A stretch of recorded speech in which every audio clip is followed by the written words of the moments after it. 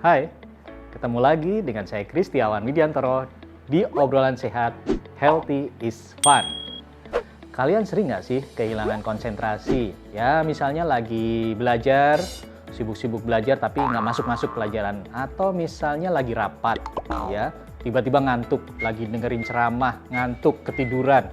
Atau mungkin lagi bekerja cari-cari ide, ternyata ide tuh nggak muncul-muncul. Nah, itu artinya kalian kurang konsentrasi. Oleh karena itu, simak terus pembahasan kita sampai akhir, ya. Jangan kemana-mana dulu. Jangan lupa like dan subscribe. Nah, pertama kita coba ya bahas apa itu penyebab hilangnya konsentrasi.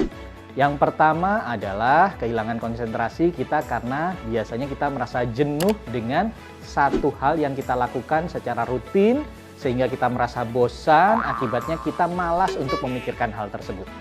Nah, akhirnya kita bosan, kehilangan konsentrasi. Yang kedua adalah di sisi lain, kita melakukan suatu aktivitas, suatu pemikiran secara bersamaan. Jadi kita dalam waktu yang sama, pikiran kita bercabang-cabang. Akhirnya kita gagal fokus. Nah, itu juga penyebab hilangnya konsentrasi.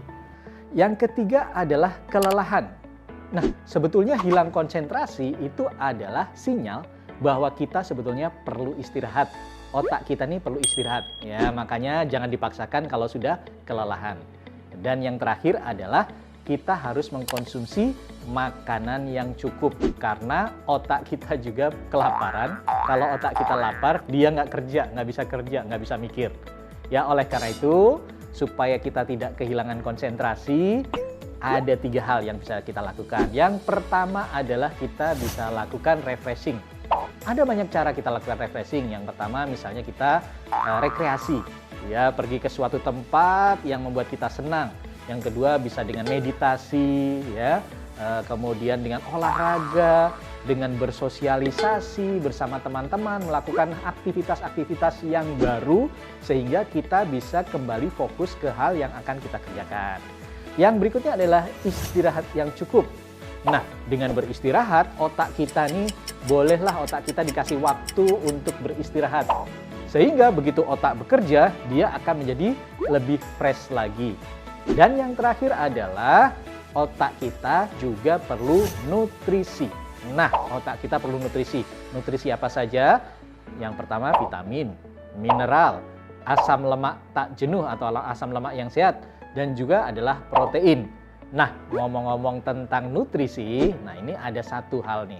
Ada satu zat gizi atau nutrisi yang sangat baik sekali untuk kesehatan otak atau untuk konsentrasi. Namanya adalah peptida. Nah, apa itu peptida? Peptida adalah sebuah zat gizi, yaitu adalah protein yang diuraikan lebih sederhana dan langsung diserap oleh tubuh kita. Dan ketika diserap oleh tubuh kita akan digunakan untuk membentuk sel-sel otak. Di mana peptida itu? Ya tentu saja kalian harus banyak mengkonsumsi makanan kaya protein seperti daging, ikan, telur, susu, kacang-kacangan dan sebagainya. Tapi kalau nggak mau ribet, misalnya karena nggak mau kolesterol naik, nggak mau asam urat naik, konsumsi saja peptida yang praktis, yaitu dari produk ini nih, soy pep. Nah, apa itu soy pep? Soy pep adalah ekstrak kedelai. Tapi soy pep bukan susu kedelai. Jadi rasanya bukan rasa susu kedelai, tapi rasa buah persik yang enak dan segar. Cukup konsumsi 1 saset sehari, maka Anda akan kalian semua merasakan otak lebih segar, lebih fresh, lebih mudah bekerja, lebih bisa konsentrasi lagi. Oleh karena itu, konsumsi saja soy pep. Rasa enak, rasa segar, sehat nggak ribet, sehat itu menyenangkan. Healthy is fun.